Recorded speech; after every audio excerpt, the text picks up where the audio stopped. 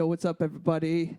This is episode 3 of the Mange Party Podcast. Where you at? Where you at? Yo, my name is Jordan Marcy. And I'm Carson Padley. And we are Mange Party, and this is the Mange Party Podcast. What the hell is going on, everybody? So, it's nice to be back on episode 3. Been a little bit. I guess we're going to start, like we always do, with our beer review. So I'll give you a little story. So I just got back. Every year I go down to Wildwood and Cape May usually around this week. And I've been going to Cape May Brewery for the past 3 years, I think. Yeah. Every year I try to go. And so I was just there. I was just at the brewery. It was great. Wonderful time. So our review, we'll start with the review, and then I'll tell you about some of the new stuff I found. So we're doing, tell us, Carson, what's the pick for this week? We're doing the Devil's Reach. It's a Belgian-style ale. We kind of compare it to the Golden Monkey, Merry Monk's sort of taste, strong, but not as boozy tasting as that. Those two options. It's actually, it's surprisingly it's a little, it's a little easier to drink than those. But, I mean, it's really good. I mean, everything we've had so far from them is really good. Yeah, no, they're one of my favorites. Like I said, it was really good being back. They seem to be picking up steam, and it's good. This one's good. Okay, so a little background. Like I said, I just got back. We'll go into a little bit more. I want to taste this again because this is really good. I expected it to be sharper, and it's actually pretty nice. Yeah, that's what I was saying. I like that. It's really good. We've been seeing them pop up a lot here in the area, too. Oh, this one especially. This one's been around. But they've been getting some interesting varietals out. I mean, I love the one from episode 1. That one was absolutely amazing. Yeah, that was great. Short. That was absolutely fantastic. It says that it's fruity esters. It's an 8.6. Says it pairs good with meat and cheese, which I could see definitely. I love they have the little pictures on the side too, which is really nice. I appreciate their artwork too. It's very simple. Yeah. It's very noticeable on a shelf. I like it. Also, it says it should be in a special glass, like a beer glass. I can't remember the names of those glasses. Yeah, I can't either. Wow, yeah, we suck, right? But it says robust Belgian yeast, deceptively simple. Caution is demanded because before you know it, the devil's reach has swallowed you whole. Fruity and light complexity. Yeah, it's nice. It's 8.6, you know? Yeah, I really like it. It does remind me of the monkeys. Yeah, it does. It's just not as boozy. That's what I like about it. It's not as sharp, too. Yeah. So, this is the third year for me going down, and so I got my menu here. And it's a tulip glass. Tulip glass, because it looks like a tulip. Tulip glass, of course. Yes. We're such beer aficionados. We don't know what fucking glasses are called. See, this is why this is the Mange Party Podcast, everybody. So whatever. I try to get flights every time I go down, and then maybe I'll get another one of something I really liked. But so I did a flight again, so my 4 choices, you people on YouTube, you'll be able to see. I'll have the pictures on the video, but I got a flight, and I got the Captain May Nitro, the Crushing It, and the Summer Catch. So I got my menu here, so I'm going to tell you. So the interesting thing, I wanted to, something I've been wanting to try for a little bit was this whole nitro beers. You know, everyone's talking about nitro coffee, nitro this, nitro that, and I've been hearing about this nitro beer. And so I'm like, all right, I want to have one. I keep seeing the Captain May. That was one of the newer varietals that I hadn't tried. It wasn't out last year when I was there. And I saw it around. It was an interesting thing I noticed, too. Locally, they changed out. The Bog is no longer the beer that's on tap now in the places. They're really pushing the Cape May IPA. Oh, okay. And they had the Captain May as well. So that caught my eye right off the bat. First night I was down there, I was like, I'm going to get a Bog on the tap. And they didn't have it. Yeah. And I was like, interesting. I was like, what do you have? They had 2. It was the Captain May and the Cape May IPA. And I've had, so technically, actually, I had the Captain May at the Lobster House first. So, which was good. But I had it in a cup, plastic cup. It's how they do there. So it was good. So I wanted to try it again, but I also wanted to try the nitrogen, see what this nitro beer thing was about. So I'm reading from their literature now. So the Captain May Nitro IPA. It's an IPA American style, 6.3 ABV. Our flagship beer with a twist. Served on Nitro, you'll notice a creamier and fuller mouthfeel with bitterness seemingly toned down to the lack of carbonation. Very much the same beer at heart, but with a refreshing spin and decidedly hoppy, slightly bitter American IPA.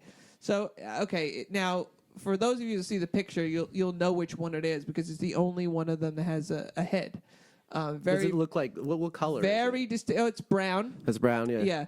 Yeah, but it's also, like I said, it's the only one with a head. I took the picture like right after I got it. So that was the first thing. My review of this Nitro beer, very interesting. It definitely, for what they said, is true.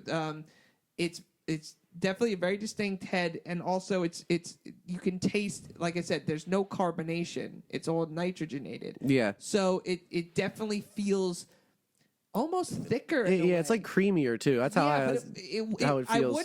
It's kind of bordering on that, but like I guess for the type of beer, if it was thicker beer or like say a darker beer, you get to really like a Guinness effect going on. If you get like the porters and those other those peanut butter chocolate ones, you have like them, then it tastes nitrogenated. Those would taste really good. Yeah, they're more like a dessert then. They're like good. But yeah, so I did notice that, and then I had this one, like I said, the night before or 2 nights before.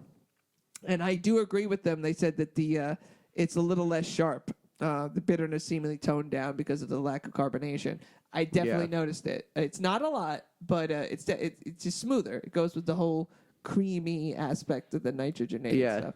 Very interesting. I'm interested to try this whole nitro thing out a little more. Yeah, they're good. I've had a few like that. Even like the IPAs too. They'll do them. They get like a little creamier. I guess that's how I always taste. Like that's how it just seems like. Yeah, thicker it definitely and is. It was interesting too. I think. I've seen them around. I was just always forgetting about. Guinness does a nitro one too, in the white can. Yeah. Well, I've had it on the tap. I noticed. I can't remember. Actually, Uncorked has it. They have a nitro for the regular Guinness on tap, and because I noticed it at first because it has a different nozzle. Yeah. And I was like, "What the fuck is that?" It was like, "Oh, it's nitro." I like that nitro Guinness, and I've had it in the can before. I like that. Oh, it's good. But so that's why I got the Captain May and I got the Captain May Nitro right next to each other, just so I could tell the difference again, and I liked it. The third glass is this was my favorite. I got a whole growler full of this. That's how much I liked it. It's their new special tasting room only release for this period when I was down there. It's called Crushing It. My God, this Crushing it, dude? Oh God, it's so good. I'm looking for it on their website. It's right good. now. It's IPA American, 8% ABV, refreshing and great for the beach. Crushing It is soon to be your summer staple with Citra, Mosaic, and Azacca hops blended together to accentuate the fresh flavors of orange juice. Didn't we have those hops in something the other day? I think we were did. saying it. I was like, really, this is a fun word. No, I think I'm gonna have to think. I have to look that up now. Crushing It is a dry, approachable, and perfectly balanced. Relax it in the sand. Enjoy a no-shower happy hour. This beer is best paired with a good friend, sunshine, I found and SPF 30. Dude, it's fucking good. It looks like a shandy when you look at the can. It does. You're like, oh, it looks like a shandy. But here's the thing: it's still it has the bite, but it's got such an. I'm orange juice is one of my favorite things on. I also love orange juice. It's one of my favorite things on planet. So oh God, it's so good because it's got that really good sweetness, kind of like the bog. It's got just enough sweetness, but not too much. They fucking know what they're doing over there. They never overload it. It's such a fine balance between too sweet and sweet enough. That one's high in alcohol too. Yeah, no, dude, it was my favorite out of the four. And the fourth one I got was the Summer Catch, which was my least favorite. Not saying it wasn't good, but that was pretty much the exact opposite of what the Devil's Reach is. Okay. That's way more on the harder side. Super, like, it wants to be Hoegaarden, but it's not. It's super sharp. And it wasn't bad, but it was, the sharpness was a bit much. It was good. I could, like, a whole one of those, I could handle it, but I wouldn't really super enjoy it. Yeah. If it was paired with, like, a meal or something salty, I probably would have enjoyed it more. But it was still good. I thought it was good. That was a new one. I hadn't seen it there.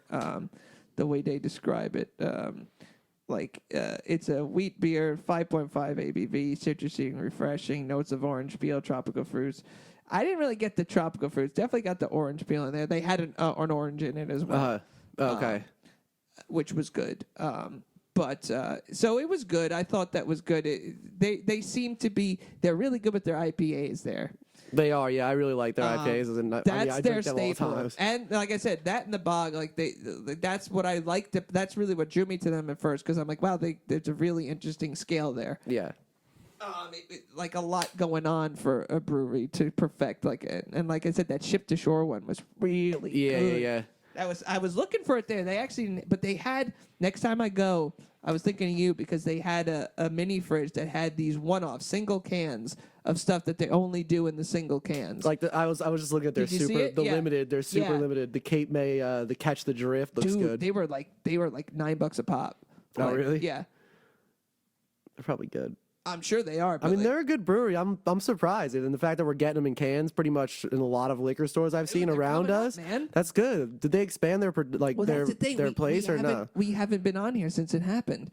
The bog is in cans now. Yeah, I know. So a little background to this. We recently got together with our other band called Babam, and we like to go to this liquor store, tell them about it. Oh, the Milton Inn, right in Oak Ridge. They always have a great selection and actually pretty good prices for a lot of those all those different beers. But their craft selection is pretty impressive. Insane for the area. Yeah, it's ridiculous. It's like a small town, kind of like you never expect to have such a good selection of beer. No. But I went in there to just get something. I actually ended up running into you as I was coming out, of course, because great minds think alike. But I walk in, and I was just thinking, I didn't even know what I was going to get. I was probably going to get something ridiculous.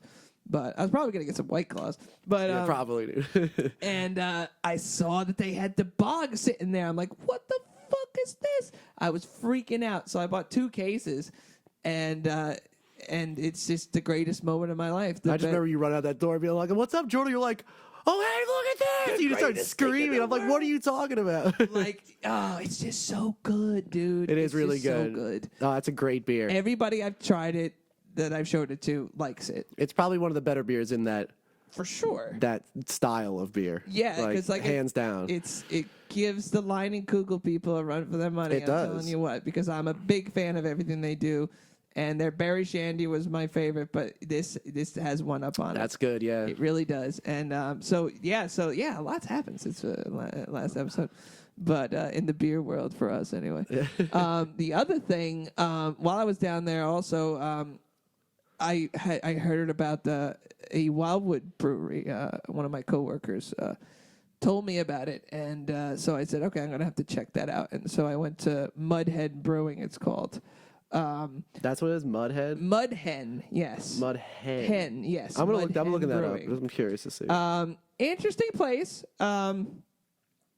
It very much is set up like Cape May is a smaller operation. It's in very much the industrial chic in there.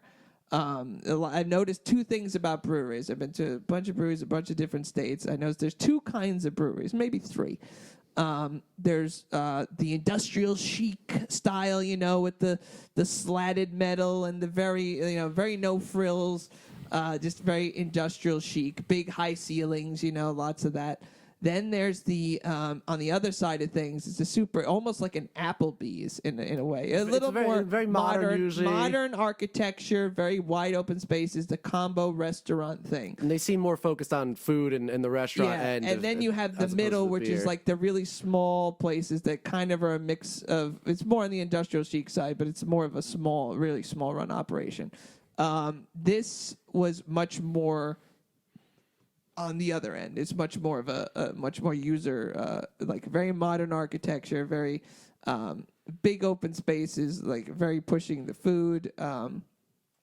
It was interesting, very right on Rio Grande, right in the near the north end of Wildwood, and it was good. I liked the way it looked. I got a flight there, and so because I was like, okay, I want to check this out. And my coworker, I was asking her about it, and I was like, because she had recently gone down as well. I told her to go to Cape May, and she's like, "Listen, I went to the one in there's a new one in Wildwood." I said, "Oh, tell me about it." She's like, "Oh, we went," and I was like, I was like, "Well, how was the beer?" And she's like, "It's okay." And she's a big beer fan. She makes her own beer, and so I'm like, okay, I trust her word on this. So I went in with that, with thinking like that, and it was that's exactly how I would describe it. Yeah. It's okay. Although I will say, I got a flight. I got more their. Okay, so the Holly Beach for them was kind of their wheat beer. It came in an orange, very much a Blue Moon-esque kind of a thing. It was standard wheat beer. Yeah. The problem with this place was that, okay, they seemed the things I really liked about what they did was they do two really good IPAs. It was the 1883, which seems to be their flagship beer. Yeah. And then the one, so I enjoyed that, and I got the Rising Tides, which is another straight IPA. That was Okay. Those are the two that I liked. The problem is they have all these interesting things. Like they have, like if you're looking at their menu, you see like they have a fruit varietal, like they have this. I got that in my flight. It tasted like an IPA with some like attempts at making it fruity, but it was nowhere I'm near. looking at their website right now. It seems more like just a bar restaurant It's because exactly what it's it not is. laid out like it's for brewing stuff. It's like Tampa. It reminds me a lot of Tampa Bay Brewing. 1883 in Tampa. IPA. So it's the flagship 1883. one. That was good. I liked that. I actually liked the Rising Tides maybe a tiny bit better. Okay. But they were both really close. I think like those are good. That's a decent brown IPA. It's good. I wouldn't go out of my way to get it, but like if someone brought a 4-pack over, I'd enjoy it. Yeah. It's good. The Rising Tide's a little more so. It had a little more complexity in some of the flavors I was getting, but that fruit varietal, what the fuck? It didn't. No, not good. I wasn't vaping that. Especially if it's tasting like an IPA. That's not a good mix. Like I guess I mean there's certain ways you could do that. I'm not saying that's not a doable thing. The crushing it is very much that. It's very much, but it's perfectly balanced. Whereas this, there was almost no.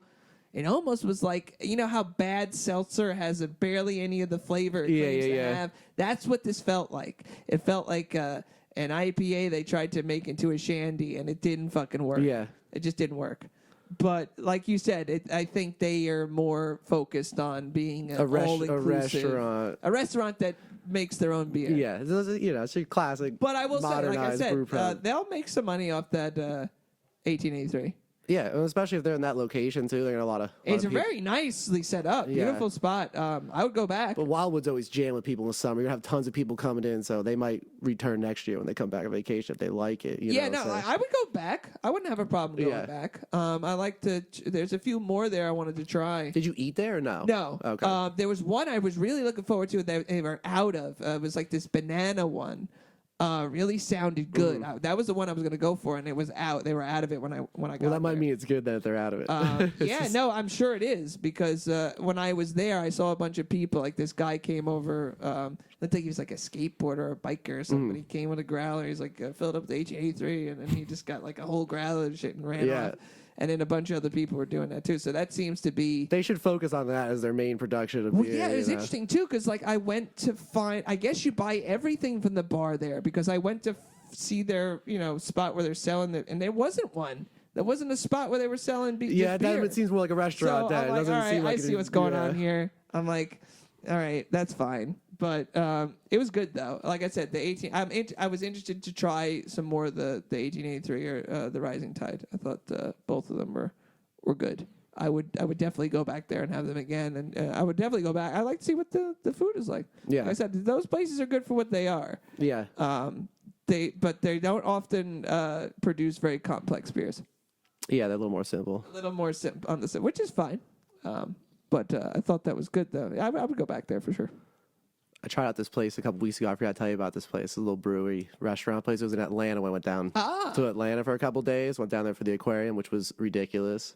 The Whale whale sharks. sharks, dude. Whale sharks, they're huge. It's like, holy shit, dude. I'm amazed how big the tanks are. You know what I'm saying? Well, when you told me you were going down there, I didn't know this was the thing. Like, I didn't realize that we kept whale sharks in. Oh, it's the in only aquariums. place, Right? That's in this, like this. I'm pretty sure in this continent. I think they Yeah. do that in a couple Asian countries. Okay. They'll have them, but like this is like the only place around. That's crazy. They're like 20. The biggest one's 20 feet, 24 feet long. What? Dude, it's huge. It's really crazy. But the tank is massive. I'm like, I can't believe people built this. That's what I mean. It's like It's crazy. It's like the idea because I've seen video of them and then just be like, these things are fucking massive. They're huge. creatures, Dude. They're huge. and they're so weird because it looks more like a whale. It does, but because they're like the, I guess, filter feeders. So Right. like their mouths are really wide and like big. Got and a they just open up, baleen, like, right? Yeah, Yeah, they're yeah. like weird. Okay. We're just weird creatures. Dude, whoa, that's fucking strange. Well, I was down there. I found this little brew pub. It's called Wrecking Bar. Wrecking bar. Wrecking Bar. It was a really cool place. I'm gonna show you pictures right now. I know you guys can't see, but it's this really like old school. It was like this old school like stone building place. Okay. But they were very much a restaurant, and they had a very nice menu, and I was impressed. It's very upscale like menu. I had a beef heart tartare for an appetizer. Really? Yeah, which was really good. Whoa, so I like to get a chic. little adventurous when I do that, but like their menu was ridiculous. I'm like, this place is really good, and wow. they had good beers, but I just appreciate their names. Like there's Juice Willis, Humulus Looper IPA was called, which was really good. Then they have May the Schwartz beer with you. Oh, nice. That one was good. I got Awesome. that on cans actually. Really? Yeah, that was good. But they just put time into like all their names, but they had really good beer, and it was like a really nice little restaurant. Like, Okay, so like it wasn't too big. Yeah, it was really like. It's sort of upscale the way the menu Sure, was. yeah, you know, can tell just what they're just serving. they had very random food-wise. things, but I mean everything was really good. Like that place was awesome. So if anyone's ever in Atlanta, I know it's pretty random. Yeah, well, but shout out right, Atlanta. right in the 5 Points area, that art kind of area. Okay. That's like the I guess it seems very up and coming with like modern. Okay. Breweries. There's like 3 breweries right in that whole area. Tampa's like that too, man. Yeah, There's, so it's like, similar, I guess. breweries But that popping up place was everywhere. awesome. The food was awesome. The food was Oh. probably better than the beer, and the beer was really good. Okay. But that's an awesome place, Wrecking Bar, Wrecking Bar, Atlanta, Georgia. Atlanta, Georgia. Check it out, people. Hotlanta, where you at? Yeah, we're so cultured here at Mange Party. What can I say? We're just going all over the place. We just go to places for just ridiculous reasons. I'm gonna go to the aquarium. I'll be back in like 2 Yeah, days. it's okay. cool. Don't worry. Sharks, where you at? This is good. I like this. Yeah, it's great. This is good. I Yeah. love the little hat on the octopus. Yeah, It cracks me up. It's just great art. I love their artwork. Very nicely done there, Kate May. Again, they just keep stepping up their game. I'm disappointed in myself because, well, I don't know, but I want to. It's very nice looking. Oh wow, Yeah, it's cool, dude. We'll have Real- this picture up there. I'll screenshot. Yeah, it, real but, tiny place, but awesome. Very, very like just very Felt like- medieval vibe yeah. in there. Very fascinating. One of the other things I noticed to wrap it up this segment, but I noticed that two things. To segue, I've been reading this thing about people saying that there's going to be a shortage of White Claw.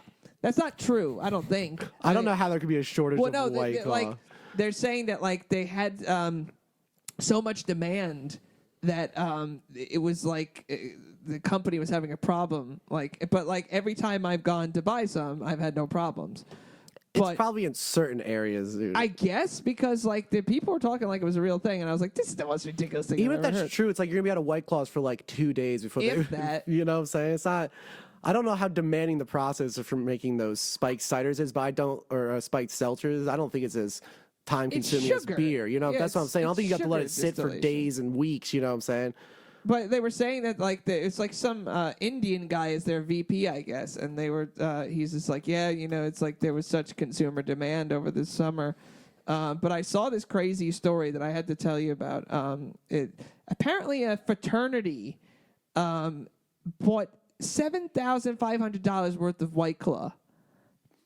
How much? $7,500. That's just too much money into White Claw. This was in, let's see, Austin, Texas. I saw this story on Vice, and like they were saying that they bought it at an HEB supermarket in Austin.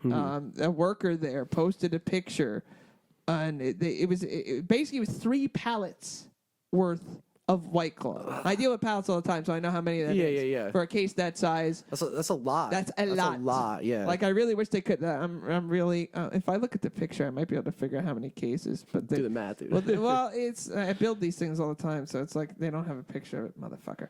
But that's a lot of cases, because if you ever seen a multi-pack, and that's what they said they bought. It's not a very big case. It's not very high. It's more deep than it is high. Yeah. So you could fit a bunch of those on a pallet. So it's $7,500. I think I always forget how much they cost. They're like 14. Yeah, so the $13, $14 for a 12 pack. So yeah. $7,500. I don't want to do math. I suck at it, but it's a fucking lot. Okay? Just to We're interject gonna on say that it's a thought lot. too, is the process to make those takes 3 to 7 days, where beer takes 4 to 8 weeks. So I don't think there could really be a shortage unless people are on strike. I guess, or no. I mean, I do believe it. I can feel like but it's going to be like a small point where they'll be out. It's not a good like, product. I endorse it. Yeah, I know you do. But I think it's hilarious. But like, so far, just to say, this part of New Jersey has not experienced the White Claw shortage. So I'm calling bullshit, fake news on that. That's fake news. I hate that term, but sometimes it's funny. But it's big ups to the White Claw. Better than Truly. Where you at? I agree with that statement, but I forget, dude. I can't remember the brand, the local place that made it. You were saying that. Good. It was way better. It was But Kate May said that's the thing I was going to get to. That Kate May was making. I didn't have it. I'm kind of kicking myself for not getting one. Yeah. But they're making a seltzer. They had it in their research and development. It's on their menu there. And they'll probably make it really grapefruit good. soda, yeah, because they're good. Because they're good at what they. So next time I come back, I'm sure that's going to be the talk of the town. But I'll be interested to see. I want to wait till they're happy with it. I want it to get out of rad stage and get into full time production there. Yeah. But it's. I found that one. Did you? Yeah, it's called Forgotten Boardwalk is the company. They're Cherry Hill, but it's called. Come on. Forgotten Boardwalk. Yeah. Interesting. How did you hear about this? I was at that boot and liquor store. Of course. That's the best liquor store in the state. I swear to God, you find everything there. They have the best selection of anything I've ever seen. They're in terms insane. of beers. It's ridiculous, and their prices are ridiculously good for not being a chain place like a Bottle King or something. But there was a guy. Sometimes they'll have a guy there, and they'll just be giving tastings, and they had this. And my friend Rob and I both had it. We're like, this is like really good. It's called Jai May. But that's what the can looks like. It's like a dark blue can. Okay. But that was like, I think it has like hibiscus and stuff. It was really, really tasty. Interesting. Much better than the other ones, like the White Claw. Right. Because it just tasted, I don't know, just more real in a way. Because I feel like the White Claws taste kind of like just sugary and fake sweetness. See, to me, I don't get that. That's why I get that. But I see that's where I get more from Truly. There's like a strange aftertaste. That's almost like that fake sugar, like this. Yeah. That's what. Yeah, I agree. So I like the other one better, but this one is more like almost more natural, very light and crisp. Yeah, we're gonna have to get some. We're gonna have to track down. They'll have it there. We'll just go there. And get it. Babe, yeah, we're coming for you, fucking boot. And where you at? New Jersey, great shit coming out of New Jersey, people. They're stepping up finally. Saying they fell behind for a while because those laws they had. Yeah, no, that's a good thing. They kind of opened it up a little bit. There's a lot more breweries now in the last 3 years, I'd say. Yeah, and it was interesting too because you saw a certain kind of the side of the business community in the state really kind of try to push against those laws at first. They were all like, "Oh, this is actually going to hurt them" and all this stuff, and it's like, not really. Yeah. So it's good to see kind of just things. I think the bigger companies, because since you have like Anheuser-Busch and stuff in New Jersey and Newark. That's true. That they were pushing against a lot of that. Yeah, so they every had time the you go money to to the airport. advertise. You'd see them, like, you'd hear stuff about it. But it was usually their side of it, not the craft brewery people, because they didn't have a lot of say. But they did push for it, and they got it. So it's mom and pop versus corporate. I mean, why do you think these companies are against the legalization of marijuana? Yeah. Interesting, right? Because it's competition, motherfuckers. They know, and that's why a lot of these big companies, including, I don't know if it's one of the big alcohol companies has been researching into putting money into pot. They see it coming. So they also own the land too to build to have giant farms and stuff. I would assume they could convert those, whatever they're using for making beer, convert those farms over. Here's another thing I just heard about this. Taylor was telling me about this, and apparently, I don't know if you've heard anything about this, and we may have to research it, but apparently Heineken has changed its recipe. Apparently, this is what I heard. and this person, Taylor, told me he had to do some digging to find it. Up, yeah. But apparently they're taking the corn out of the beer, and they're replacing it with something else. And he told me he tried some, and that he did not like it. Okay. It tasted noticeably different. Okay. I want to find out if this is true because someone told him about it, and then he tried it, and he's a big Heineken fan. Him and Dwayne, they love their Heinekens, and he's like, "Yeah, I don't know if I'm gonna buy it anymore." I was like, "What are you talking about?" It's like, I think apparently they've changed the recipe.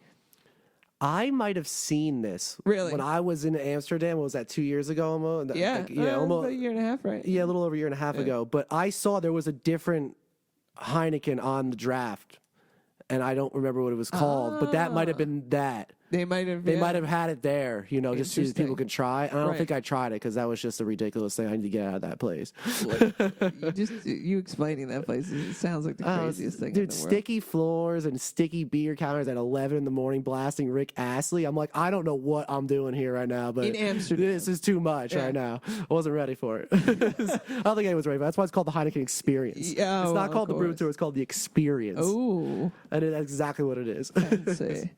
But yeah, I think this is a thing. I'm excited to try because that made me not like Heineken going there. It's interesting, yeah. So I'm excited to try a new version of it. Yeah, I mean, Heineken has always been that beer where it's just like I'll have one if it's around and it's offered to me. I've had a lot of the skunked beer effect on Heineken. A lot, half and half of my Heineken life. And some of that stuff that never really bothered me a lot. That was the thing. Okay. It's like I just thought that's Heineken. That'll happen. Heineken in the can's a little bit better because you don't get that. I enjoyed it in the can. Yeah, the can I remember when they started first better. doing that. Do you remember the little bullet cans with the keg? Yeah. Remember those? The keg cans? Those were good. I like the Heineken keg cans. Yeah, that's better, I think, than in the bottle because you don't get that light that skunks it. Nice and crisp. Yeah, and have a little more, I guess, carbonation to it as well. That's like a more traditional Heineken. That's the thing about beer, especially, and maybe some more mixology people. My sister would know about this, but there's really a difference in terms of can versus bottle versus draft.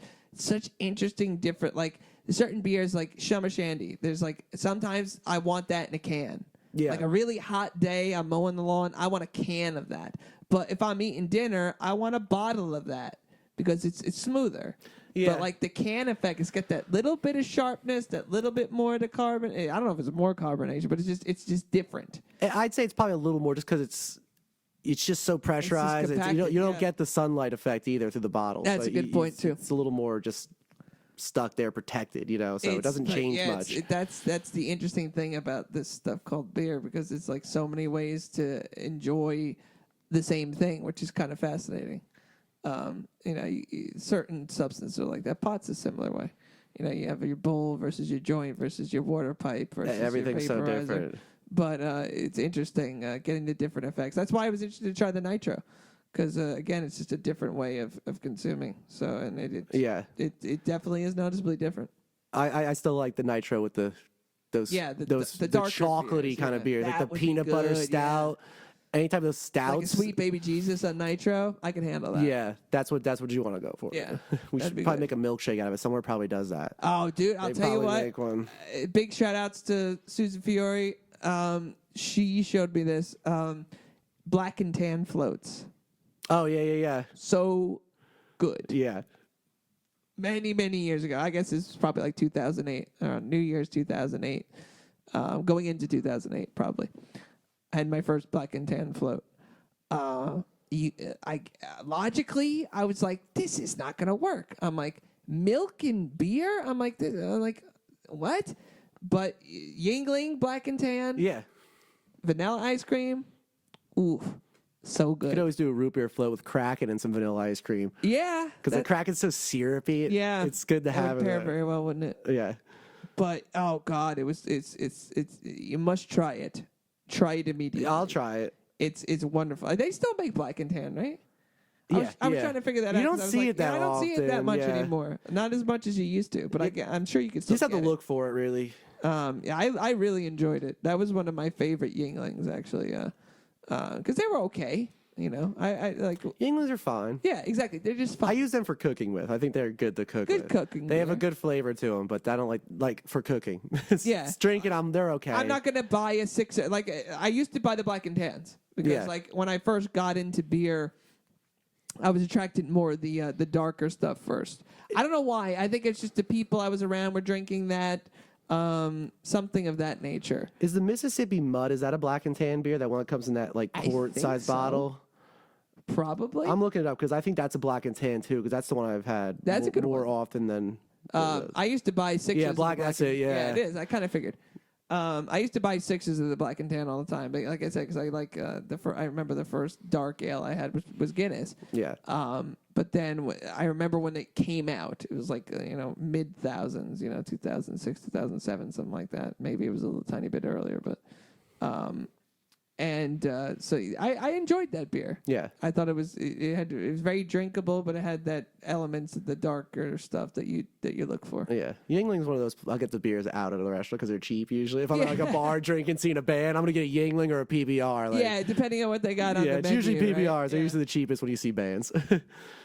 It's like a 95% chance. Remember those PBR blacks I was Yeah. drinking in Brooklyn? I still haven't tried that. I mean, it's just like an ice beer. They just call it black. It's because I told you all the ice beers are in black cans. Yeah. Bud Ice is black can. Yeah, Labatt what's Ice that black about? can. I don't know, just heavy.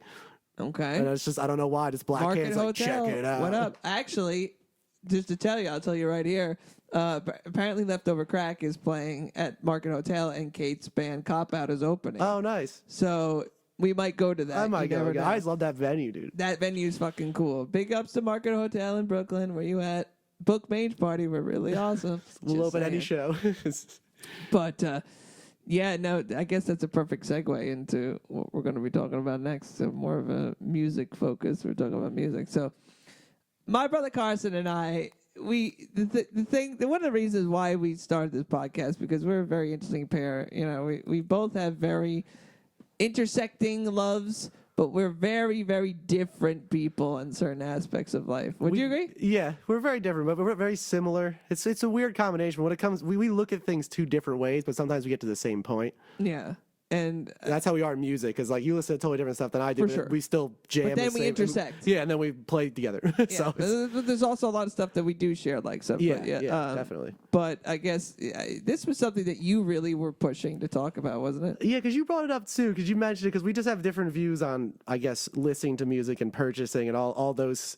Okay, so tell Different them segues. what you want to talk about. Well, we want to talk about just the streaming of music, how it's very prolific now. Everybody pretty much streams music, except for Jordan over here. All right, we'll get there. But that's just how that affects the music industry and the artists that.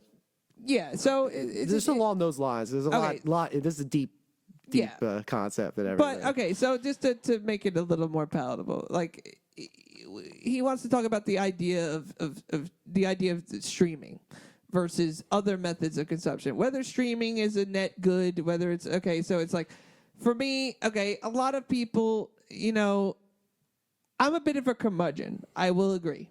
Okay, with this, I have a certain way of doing things. Music, I have to give a preamble here to have this make sense. For me, music is such a huge part of my life, but not just music itself. The very specific. I've always been I'm a collector and music is one of the things I collect. I want a physical product.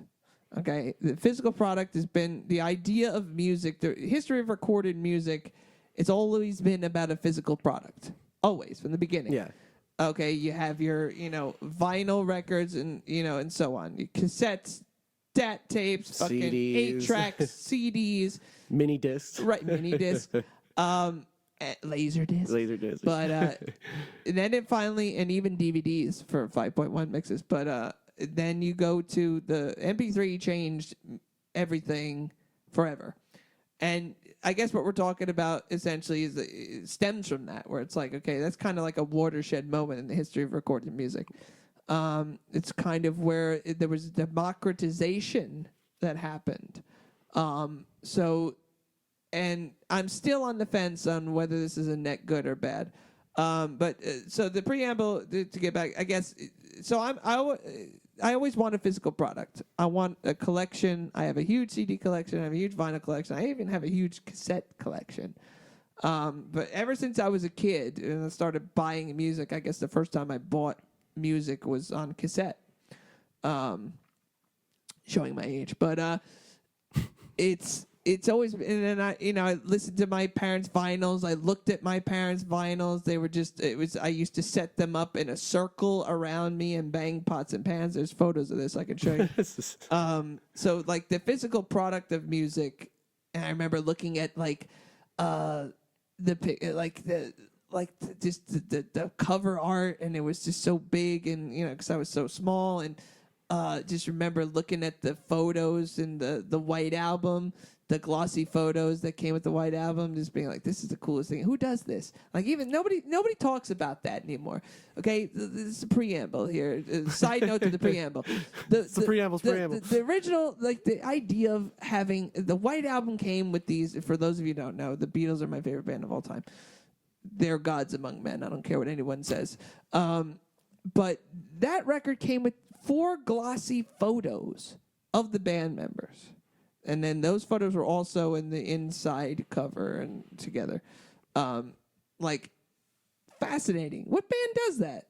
That was like, they were one of the first, and now it's pretty standard. Bands are doing like really cool vinyl sets for the record. Yeah. Like, I have a really great one by the Last Shadow Puppets that my man Ray got me for my birthday a couple years ago. Of their second album, Everything You've Come to Expect. There's a really great bunch of photos in this thing. That was a special vinyl release of their record, so it's good. But they were like one of the first bands to do that. I just remember just looking at them and just be like, whoa, this is like, they're really something different. So the physical product of music has always been a huge part of my life. And a huge part of my life, too, is actually going to stores to find this. I miss going to stores to find I still stuff. do. I love that, yeah. Okay, it's a big part of my life. It's a part of my life that I've seen now. It's getting harder and harder, man. Some of my favorite stores in the city in New York have closed over the past bunch of years, and it's a bummer. But a few new ones, but it's like some of the really great ones, Other Music, and some other really great spots have closed in the city in the last couple of years. But also, there's certain purchases that I made that was because I was in a store and was looking at it on the shelf. Yeah. And I saw it, and I was like, what is this? What the fuck is it? There's something about it caught my eye, whether it was I love the worker recommendations. Borders used to do that I miss that. I used to ask people, like, oh, what's like this band? Other Music, one of the reasons I love that store, big ups to Other Music. They don't exist anymore. One of the best spots in New York City, super famous. I bought so many great records there. Panda Bear worked there from Animal Collective, like a bunch of, they used to have, I saw the Dirty Projectors there. Like back in the day, like when they were first coming up, like we're talking like 2007, 2008, like this like really great store. They hosted shows. There's a bunch of musicians that became really famous musicians work there. Really special place for New York music, and it was a great place. But it was they used to do that there. It was just they'd have these. Hi, my name is John. John, this is why I like this record. He would tell you about it. This little blurb underneath. Like, so many purchases I made were because of that. Even books, too, from bookstores, which are gone, too. Yeah. I like going to Blockbuster, getting movies and recommendations, talking about movies. I love that. The idea of the physical store. And it's like, I'm torn here, too, because it's funny. This is an intersectional. I'm going on a little rabbit trail here, but it's almost the same thing. The idea of Amazon versus going to the store is the same thing. Where we happen to live, if we want to buy a certain kind of thing, we have to drive 30 minutes, and it's like I could save money by using Amazon, but I miss the idea of going to the store. I like talking it out with people, and then when they get to know you, and you're like, oh, I want something like this. They're like, oh, you watched that already, right? Watch this. And I'm like, oh, and I was getting great. I like that. That's what I mean. It's like there's a repartee there, and like it's a fascinating thing. So it's like with the Avid MP3, a lot of that is gone now. And that's, obviously it was made to commerce, and that was first, Apple Music and all that stuff, or iTunes as it were. Apple Music now. But the idea of streaming is a fairly new thing, but it's like, so I'm a bit of a Luddite in terms of this. I don't use streaming. And it really became crystallized for me because I'm in a bunch of bands that produce original material. And the amount of money that we get paid is a third of a penny per stream. Okay. Yeah. That's nothing. Absolutely nothing. And I'm a working class musician. I have 2 other jobs. It's these things. If we make physical product, costs money. It costs money to record. It costs money to press. It costs money to do all this stuff. And it's going to sound like I'm griping now, but it's a bigger point I'm making is that you don't really see this. There was a change that happened, whereas music. Okay, I'm gonna have to back up here because you bear with me.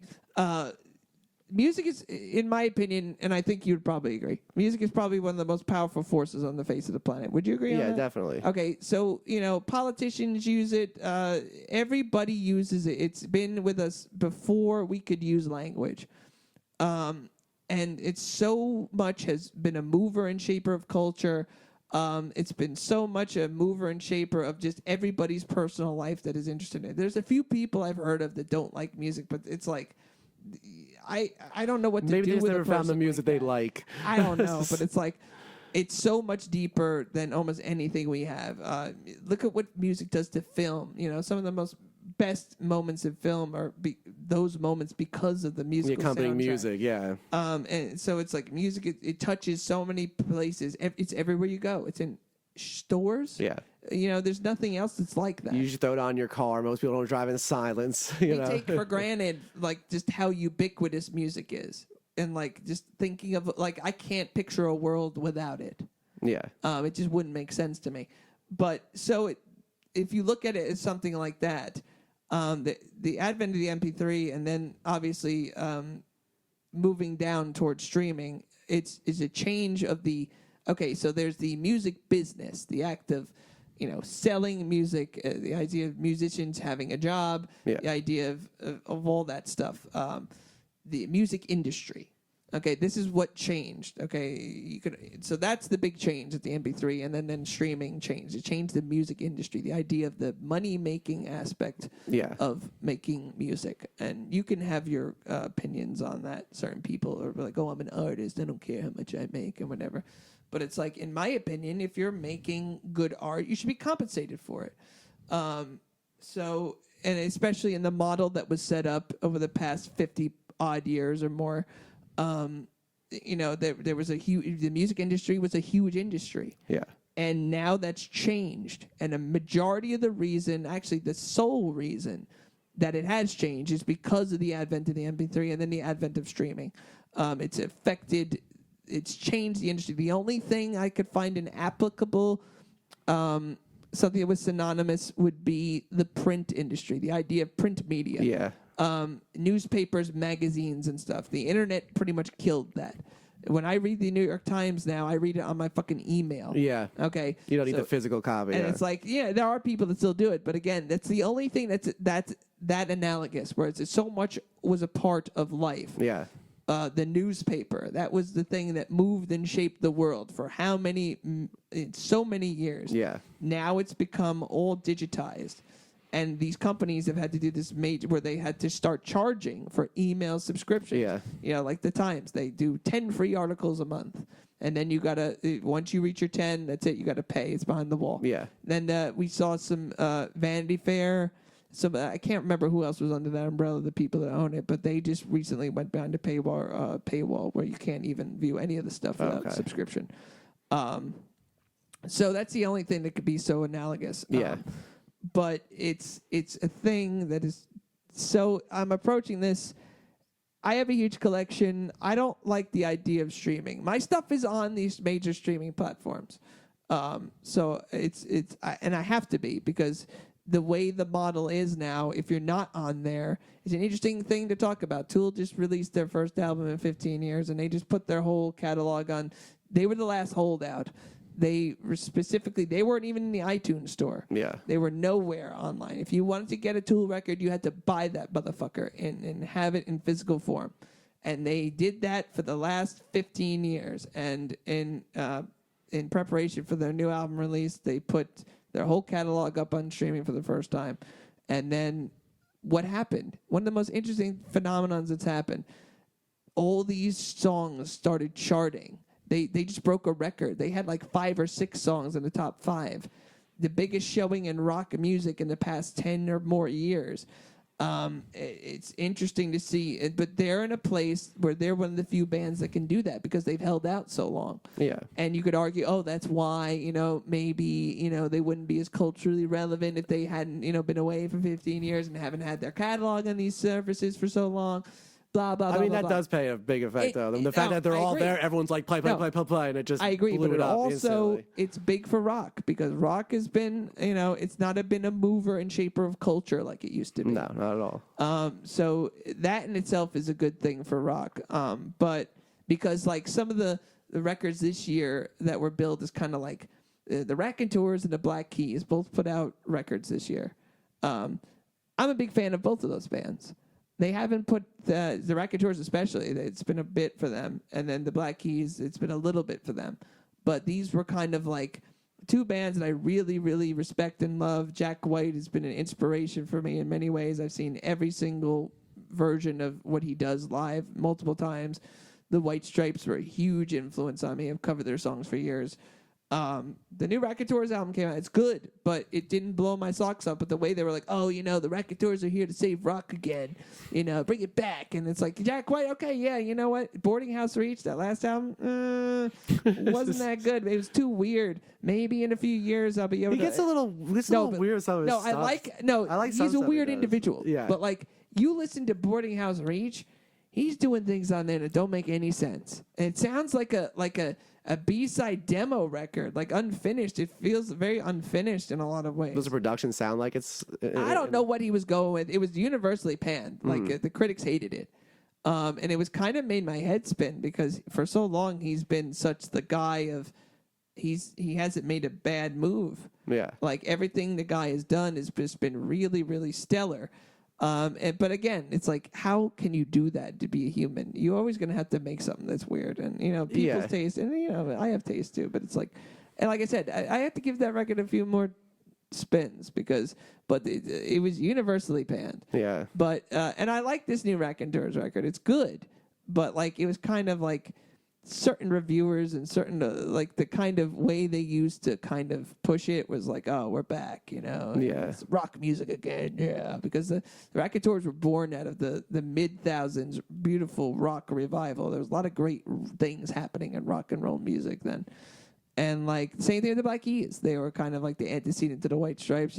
Famously Auerbach and White have a feud. Yeah. They don't like each other. And I can see why. They're both trying to do very similar things, or at least they were. And the Black Keys record is good too. Certain records by them I really love, huge part of my life, and I've seen them. They put on a great show. But again, it was just okay. And to hear Tool come out with Fear Inoculum and just fucking murder it, that record is awesome. I know I haven't listened to it yet. And you're not really a fan. I mean, I can't speak for you. I'm not really a fan. Yeah. I don't hate them, but I don't choose to listen to them. Every once in a while, a song come on, I'm like, all right, it's a cool jam. Like I like the Pot and Jam by. Like I like those songs. If that came on, I would leave it on. But most of the other stuff like skip because it's just skip. What? They're skipping. But it's just me. It's just Tool. They bore the hell out of me. But I see. For they me, do what they do. Yeah, exactly. I don't like Maynard. He annoys me. When I saw him with Pussifer, I'm like, man, I don't like You this saw them? guy. Yeah. Interesting. I hated that show with Billy. I didn't like it, though. Interesting. The musicians were good. He himself was all right, but he just felt very full of himself. I'm like, I don't like this guy as a person. He gave me a bad, aura. And they had, this wrestling situation set up because it was, whatever that album that Pussifer did. Yeah, probably The Conditions of My Parole. No, it was the one about the fighter guy, the wrestler guy. It's the one after that. Okay. I don't remember what it was, but they had this middle thing where they're doing wrestling and stuff. Yeah, he's a weird guy. Yeah, it's I didn't like any of it, but I'm a big fan of him and them, and I'm a big fan of the record. I think it's really cool. I think it's something we need right now. I'll jam it. I'll get back to you next podcast about it. But again, to get back to where I was going with that, it's just a very interesting case Tool now, and the fact this is happening in 2019, very interesting.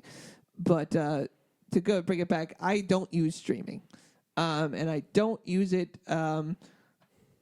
on principle. Yeah.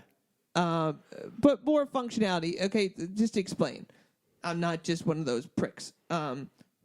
the way I consume music, I'm a physical guy. If I'm going to listen to music in my car, I only have a CD player.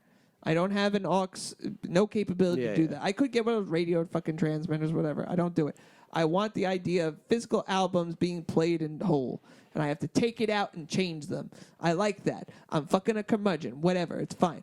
But at the same time, I love my iPod. I still own an iPod. The way I listen to music is either physical albums or my iPod. Yeah. And I got the largest iPod that I possibly could, and I wanted to have my digital collection, but I have a very specific difference. Okay, I have my physical collection and I have my digital collection. There's certain things in my digital collection that I don't have in my physical collection. So they're both very different pieces of my entire music catalog. And I like the fact that the iPod can do that. So again, I'm not hating on the idea. Like I said, this is a very nuanced topic for me. Yeah. And it's a very nuanced topic in general. Because I know you're going to say that the convenience factor is a big part of what is appealing about streaming. But the problem for me is this, is that while that's true, and while, the exposure argument and all this stuff are valid points, which is why I have to be on them, because I want people to hear my music, and that's how people are listening to music. Yeah. But the thing that I want people to consider is the fact that there's no other artistic format where this kind of change has happened. If you want to buy a piece of art, if you're into art and you're into art collecting, you have to buy that motherfucker, and you have to pay money for it, and you have to get the physical product and you hang it on your wall. Okay? What we're doing here is a devaluation of art. Literally. It went from something that you had to pay money for and then something that you had to buy. Yeah. Okay? It's different. So it's a devaluation of art, which, in my opinion, as a person who makes it, you could call me an artist, whatever. It sounds hoity-toity, but It's hoity. whatever. We're just using terms here to describe things. I'm not using it as kind of in a weird way. It's just being honest. If for someone who makes this stuff and does that and sees this art form, that there's something that's being lost here. And then I fear, and other people I know in this milieu agree, is that eventually it's gonna be harder for people like us to do this. Yeah. Because there's less and less returns. So it's like it's gonna be hard, because it's like, I've heard people argue, you want to. It's kind of like I don't endorse Ayn Rand. I don't like a lot of what she said, but if you look at something that she talked a lot about in Atlas Shrugged, was the idea of the artists all leaving society that kind of cast them out. Yeah. And that that's going to happen eventually. If Do you don't think it's going to recycle back to revalue the music at some point? Well, how would that happen? I don't know. I don't know. Okay, I haven't thought about it. I'm not saying that's not possible. Bring up the concept. I'm just saying the current situation is not doing that. Yeah, no, not at all. I'm just saying there might be a revival, and eventually, if people stop streaming, it probably won't happen. But here's the thing, too, is if you look at the metrics of these companies, Spotify, they're not making money. That's why they've just upped their subscription recently, the rate. So it's like, because of the fact that they have to compensate artists, and that's the whole Music Modernization Act that Trump pushed forward is one of the few things. I mean, he signed it into law, but he did sign it, and it gives musicians more money for royalties for the first time in many, many, many years. I think it's a really good thing. Spotify was held this up in court. They were one of the Apple was abstained, but Spotify and the other streaming giants have it held up in court because they want a piece of the action. And to me, it's like I said, it's like my biggest fear about this is that it's going to devalue the art form of recorded music, and it's going to make it harder for people like us to continue doing what we're doing, because there's less and less returns. This stuff costs money to create and make, and there's an inherent devaluation of the artistic side of music in terms of the commercial aspect. So you're more like on the monetary collector side of the musician. Well, no, I want to be compensated. Yeah. No, I get you. Okay, for example, if you hire someone to clean your house, you're not going to be like, hey, bro, can you do it for free? That's true. You know, it's like if you want groceries, you got to go and buy them. Yeah. Okay, there's like I said, the only other antecedent, like I said, it's just because it's because it's an artistic work. I think it's easier to culturally pass it by. But you try and do that anywhere else for products or service, Yeah. they're gonna laugh in your face and say, "No, Yeah. I'm not gonna do this for free." Just because we can do it, like it's the old Jeff Goldblum Jurassic Park thing. It's like, yeah, you can do it, but you didn't really think if you should do it. Yeah. So it's like it's that's the way it is for me. It's like why if I want a beer, I have to go and fucking buy it. Yeah. It's not going to be like, oh yeah, we'll give it to you for free, and everybody like gets used to free beer, and then there goes the beer market. So it's like you try this with anything else, people will be like, oh no, you're crazy. But you do it with something like music, which is weird because, like I said, it's been such a part of humanity's culture for so long. Where it's like it's kind of the first time we've seen this. Yeah. Like I said, Banksy. Okay, so have you ever seen Exit to the Gift Shop? I didn't know. I never watched Okay, it though. we have it. I have it. Yeah. We should watch it. But in that film, Banksy makes a really interesting point about art and street art particularly. The idea the art market is always been hyperinflated, lots of money. Yeah. And the idea of Banksy's making street art for the people, made by the people in the most basic way. And then he became so prolific that his pieces started going for obscene amounts of money. Yeah. So he found himself in this position of being like, I've become something I resented for so long.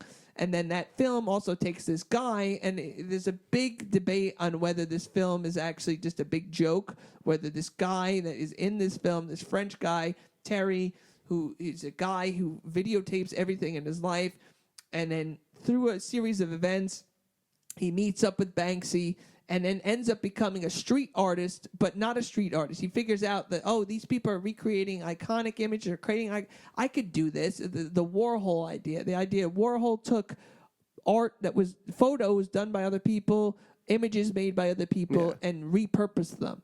And that's what this guy in this film, Terry, does. And Banksy sees this and being like, wow, he basically took everything I told him and kind of mutated it and took all the artistry out of it. And so he finds himself in this place where he kind of created this monster. And so it's like he's asking a lot of questions about the inherent worth of art, the idea of when art gets either artificially increased in price. Now you see that with this music thing where it's becoming absolutely decreased in price. Music people expect it for free now. Where it's like we don't really have many other things in life that are like that. What a good meal. You got to go out and pay for that. Yeah. So it's like, so imagine if what happened to the restaurant industry if no one decided they wanted to fucking pay for food anymore. Yeah. You wouldn't have people like Anthony Bourdain or all these other really great chefs. Do you think that subscription costs will go up and try to balance out the money that musicians get? I think that might happen to some point. I think it's going to have to. Only because these companies aren't making money. Yeah. They're still in the red, so they're going to have to. Yeah. If they're going to stay alive, they're going to have to, or they're going to have to do. I don't know. I mean, you're kind of seeing this now too with films, with Netflix and stuff like that. But again, people, there's still, you can say that ticket sales are, but again, I don't think that's a good analogy. Look at the film market. It's really not a good analogy. It's a similar analogy in terms of the streaming aspect where you can stream film content. Yeah. But you don't have access to all films like you do in music. You have access to everything. Exactly. Yeah. There's a limited amount, a finite amount of stuff that you're, Amazon versus Netflix versus whatever. But when you have this, music is the only cultural thing of that size that we've done this with. It's kind of like an experiment. And it just, as an artist and a producer of music, it kind of bums me out. Yeah.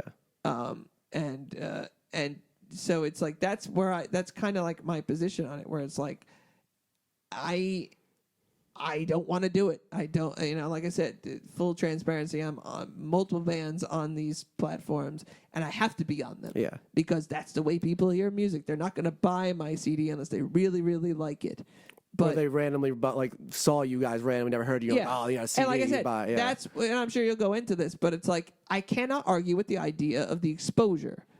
But the one thing I will say is that you have more fish in a pond, okay, where it's like, that's been the thing about the democratization of even recording. Recording used to be something you had to go to a major studio, pay all this money. Now you can do it in your bedroom. Yeah. So because of that, there's more people doing it. Yeah. So you have to stand out a little more than you had to before, because there was less people doing it. Yeah, and most of the time the you're not going to margins listen are to someone's higher. album done in their basement back in the day, or the guy at the good studio. Right. Now it's like a guy in his basement can make some really good stuff. Really I've good heard shit. some good stuff out of basements. Absolutely. And I'm like, so it's damn. like, that's good. I like that. Yeah. But again, that also makes it more complicated for someone who's in bands like us Yeah. who are trying to stand out and make some money. Yeah. So it's like, or just survive. It's not just about like it's not craving capitalist Jordo here. It's just if I'm doing something, I think that that I should be compensated. Yeah.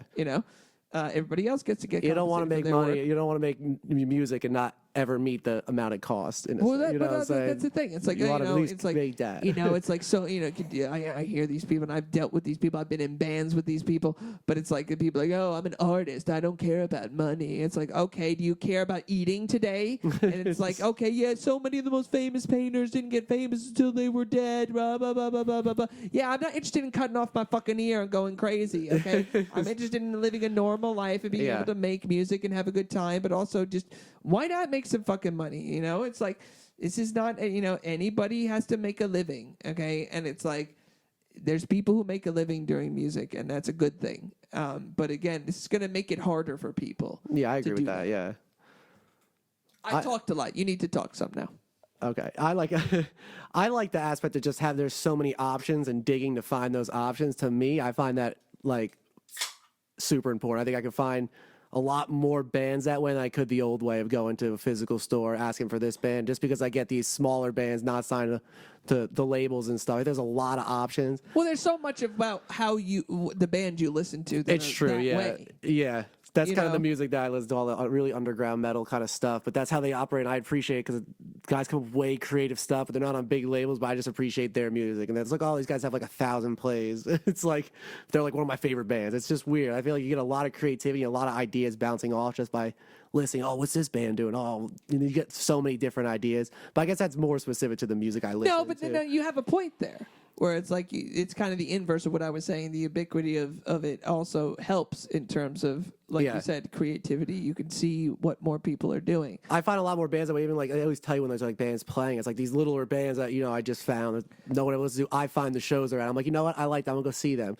So to me, So it that opens up a does door work for for you. more live stuff, and I can go see bands because they're bands I never would find ever unless I randomly rolled up to a spot. Interesting. Now I'm like, oh, these guys are good, and I can see they're playing. I'm like, oh, they're coming to Jersey, and they're from like Texas or something. I'll go see them because I like them. Okay. And so that's how it's a great way for me to find new music, get a lot more ideas from people doing a lot of off the rails stuff that bigger acts aren't doing. So I find a lot more smaller, people doing whatever. Interesting. That's kind of that's why I find so much music through Spotify and streaming stuff and even YouTube that I'm happy it exists, because I would never have found most of those bands unless I drove around the country all the time going to random shows.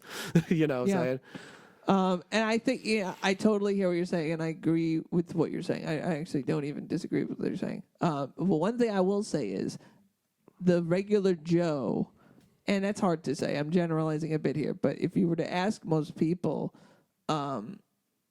they don't really use like Spotify that way. Yeah. Okay, they kind of want what they want, and they get it. Yeah. They're so it's like for people, and like I said, a few friends of mine have made this argument to me too. But there are people who are my age and older who are really into music. Okay, these are music fans. Yeah. They're really big fans of going to the concerts and stuff, and they talk like you just did. My concern is with the regular Joe who I'm not judging them on their how important music is for them, but they're not like they're not musicians, and they're not they're more I don't want to sound They're more- elitist here, but No, they're, I know what just you're more saying. casual digesters They're of casual music. too, and the shows they're going to go to are big shows usually. Yeah, exactly. Because everyone they knows that band. It's like, oh, Right. go. So It's, they're using these services to get what they want. They have their cake and eat it too, essentially. yeah.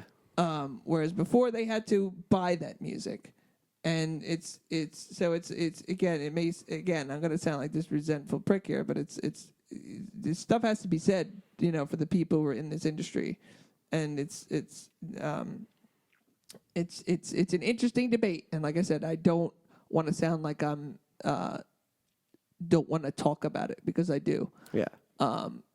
And like I said, I'm probably an outlier here. I'm a bit of curmudgeon. Like I said, it's like I don't use these services, but I find no need for them, because it's like if I want to hear an album, I'm gonna go out and fucking buy it. Yeah.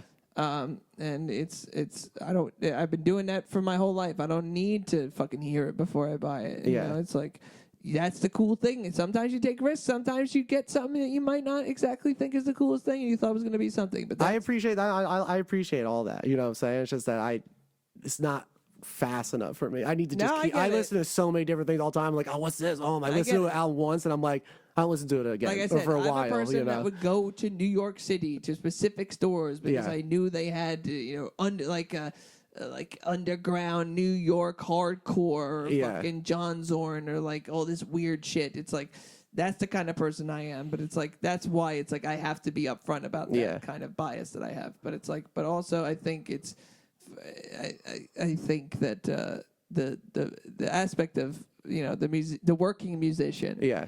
It's good for people with an established fan base, but at the end of the day, you know, like I said, I get a third of a penny per stream. Yeah, I think also like what you said about the casual listener and everything. I think that is an important part of the whole thing too, because if there are a lot more people like us, real hard musicians, always about the music, going to see shows and stuff, we go out and see them. If the more casual people went out to see these other bands they find, it would more these equalize, shows, I think. it would balance out because you have a lot more people going to shows, but there's also not as many venues, I feel like, as there were anyway. So it's almost like there's less venues, but more bands. And there's more bands fighting for the venue spaces. So I think if they increased the venue amount and got more people to come to live shows, I think that could be a way to expand the music industry through, you know, making money that way through shows, merchandise. Sure. Well, that's the only way that musicians can make money. Shows and merch. Yeah. It's shows and merch, man. It's not about album sales anymore. MP3 changed all that. Yeah. So it's that. They also get spots in, you know, movies. If you have on soundtracks, there's a lot more soundtracks, a lot more videos, a lot more movies and stuff that way too. That's the other good thing. It's that, you know, publishing is one of the big ways to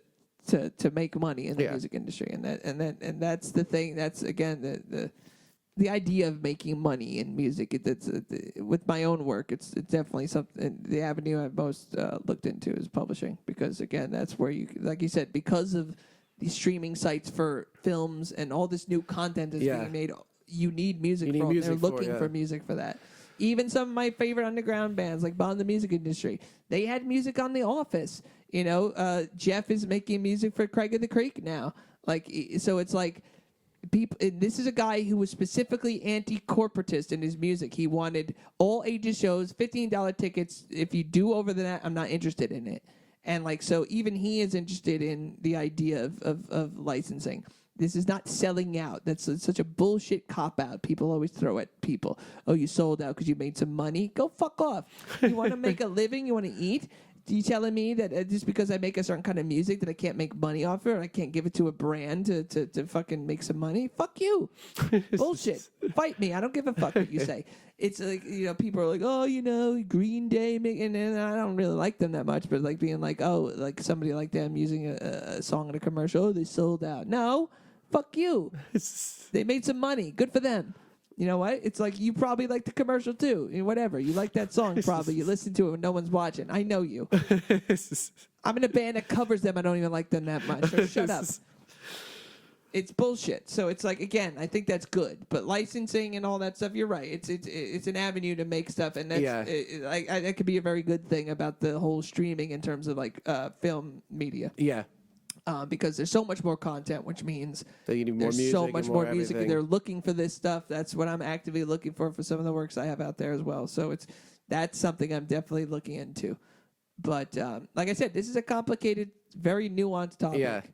And it hasn't been around for so long that there's not even a lot of data to really. We're still kind of in the incubator here. Yeah, and it's like, it's interesting to see. I pay really close attention to the industry and the changes that's been going over in the past 20 years, and it's just a very interesting thing to see how.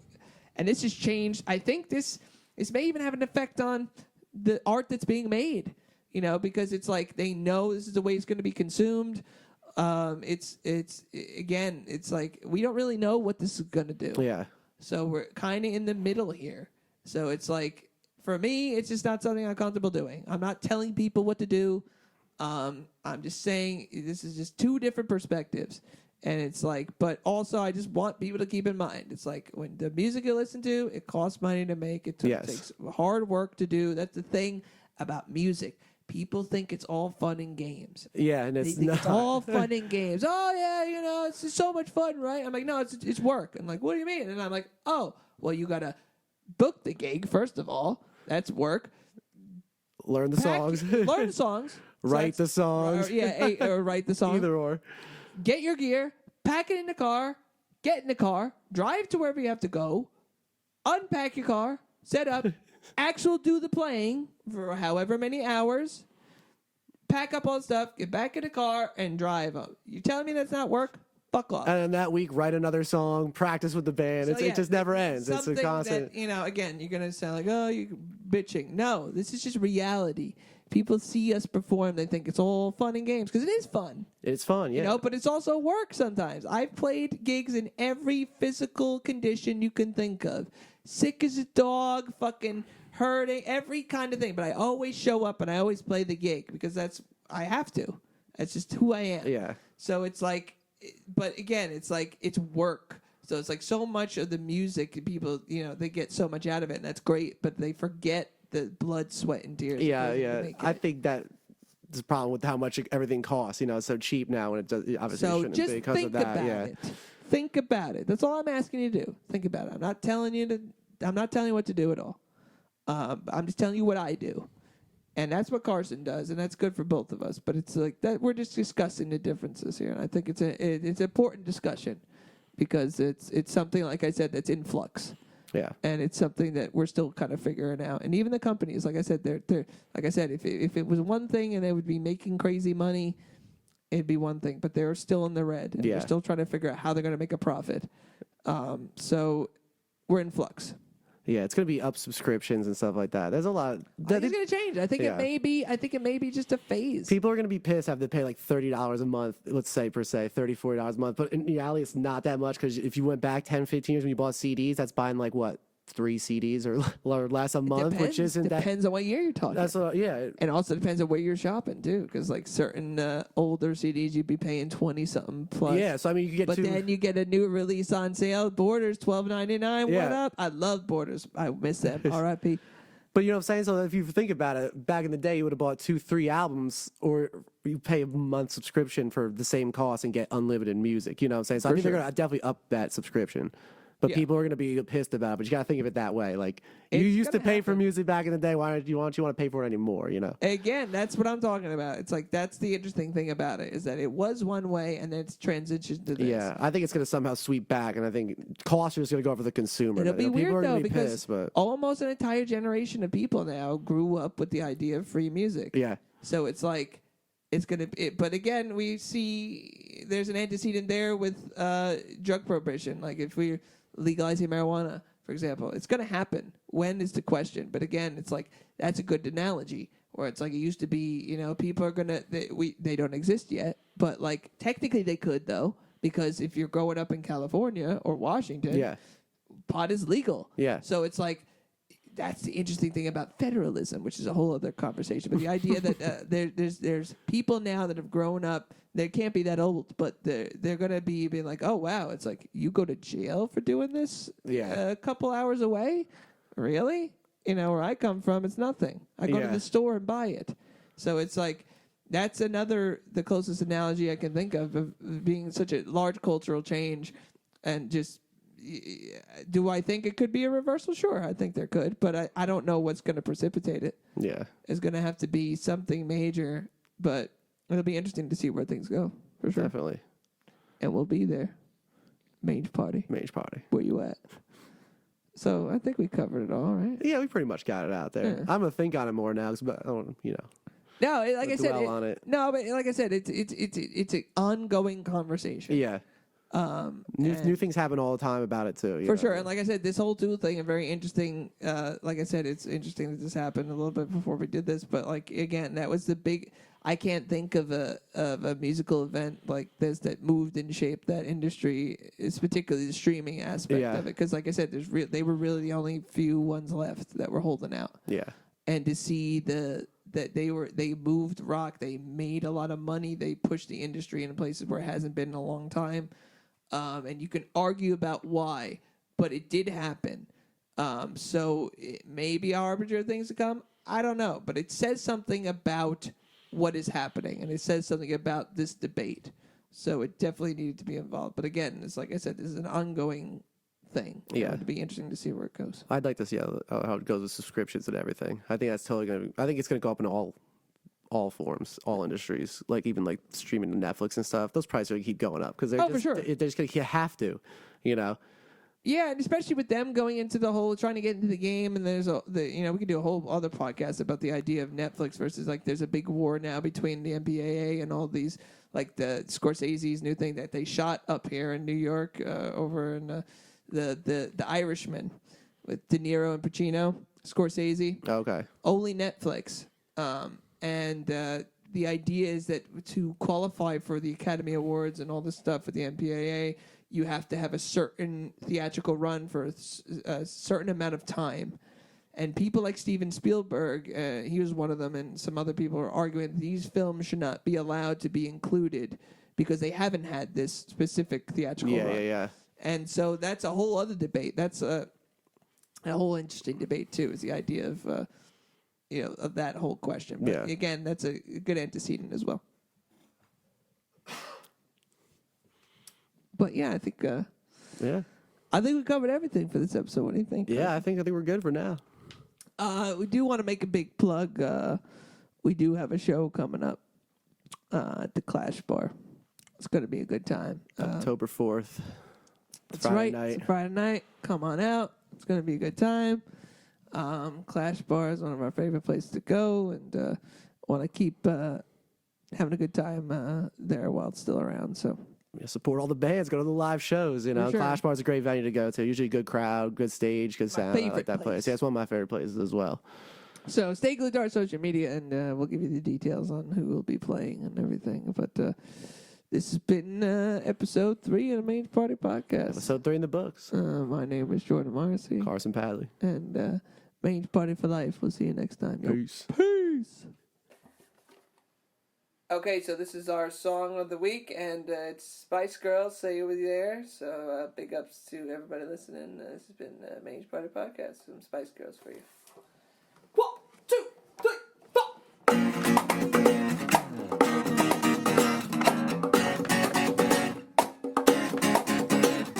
I give you everything, all that joy can bring. Yes, I swear.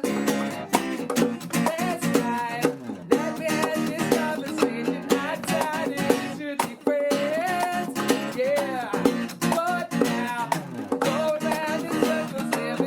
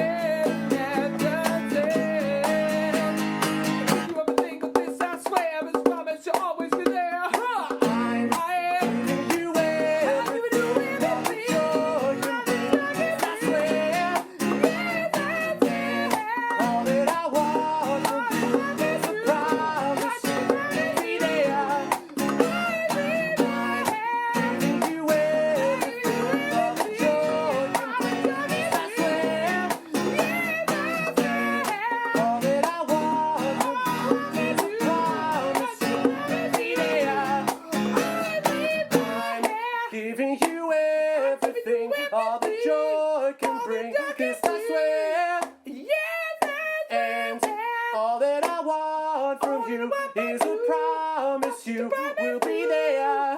Always be there.